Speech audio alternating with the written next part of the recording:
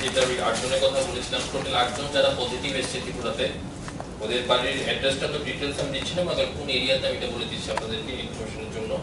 আমাদের সোনামুড়া থেকে আছে 3 জন, সোনামুড়া এলাকার 3 জন, মেলাগড় এলাকার 1 জন, রামনগর 8 নম্বরের 2 জন, 8 নম্বর 2 জন, তারপর বিলুনিয়ার 2 জন, সোনামুড়া 3 জন, মেলাগড় 1 জন, রামনগর 8 নম্বর 2 জন, বিলোনিয়া 2 জন, টোটাল 8। এখানে বাসিন্দা যারা পজিটিভ এসেছে, আমরা গতকাল রাত পর্যন্ত যতটুকু ইনফরমেশন পেয়েছি।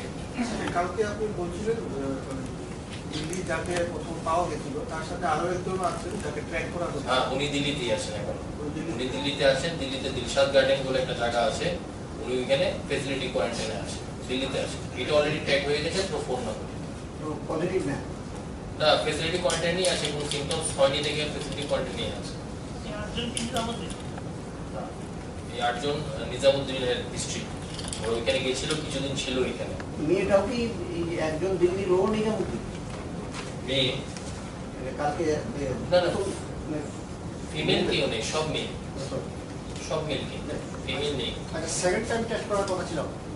সেকেন্ড আজকে 24 sample already under process of testing. এখানে যে যেহেতু 223 দিয়েছি, এটার মধ্যে কিন্তু ওই 24 যেটা বললাম এখন 24 ইনপুটেড না। কালকে যখন রিপোর্টিংটা আসবে, এটার সাথে 24টা অ্যাড হয়ে যাবে। এটা আজকে দুপুরে স্যাম্পল কালেকশন শেষ হয়েছে ওদের, তো under process of testing. Second test আবার কনফার্মেশনের জন্য সেকেন্ড টেস্ট করা হচ্ছে ওদের। এই 223 এর মধ্যে সবগুলি কি সেকেন্ড টেস্ট থার্ড টেস্ট হয়ে গেছে? না, সবগুলো সেকেন্ড টেস্ট দরকার, সবগুলো হবে না। বিশেষ করে নিজামুদ্দিন ফিরোজ যারা ডাইরেক্ট আছে, ওদেরকে আমরা আবার সেকেন্ড টেস্ট একটা নিয়েছি আর কি। তো প্রথম টেস্টে ওরা তো নেগেটিভ এসেছে, কিন্তু নেগেটিভ টেস্ট 3বার করার কথা, এটা না না এরকম কোনো কথা নেই। তো নেগেটিভ টেস্ট 3বার করার এরকম কথা না। এটা করার কথা কার ক্ষেত্রে? যদি কোনো পজিটিভ কেসের সংস্পর্শে একসাথে কন্ট্যাক্টসে আসে, তাদের ক্ষেত্রে 5th ডেতে একবার টেস্ট করবে, 14th ডেতে একবার টেস্ট করবে, অ্যাজ পার টেস্টিং প্রোটোকল অনুযায়ী। তো ওরা তো নরমাল যারা আছে তাদের ক্ষেত্রে তো আমরা সেই ক্রাইটেরিয়া বা সেই ডেফিনিশনটা পড়ে না। তো যারা নিজামুদ্দিনের থেকে ফিরেছে, তো ওদেরকে আমরা সেকেন্ড টেস্টটা আজকে আমরা স্যাম্পল নিয়েছি, সেকেন্ড টেস্টের sample under process of testing. আমাদের রাজ্য থেকে টোটাল কতজন নিজামুদ্দিনে গেছে, যারা বাইরে আছে, রাজ্যে আছে, বা যারা এখনো ফিরতে পারেনি?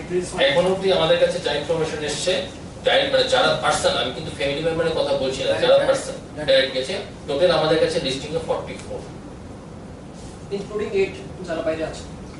না না না না, এটা তো আমি টোটালটা বলছি, আমাদের টোটাল তো 44 এর সাথে আপনি 88 করে নিন, ওইটা তো বাইরে আছে, ওটা তো আমাদের স্টেটের লিস্টে ঢুকে নেই। আমাদের ত্রিপুরারই লোক ওরা, কিন্তু রিপোর্টিং ওরা অন্য স্টেট থেকে রিপোর্টিং হয়েছে। পসিবিলিটি আছে কি এরকম কেউ থাকতে পারে রাজ্যে? দেখুন, এটার জন্য অলরেডি সার্চ চলছে, কমিউনিকেশন চলছে, বিভিন্ন লেভেলে খোঁজ খবর করা হচ্ছে।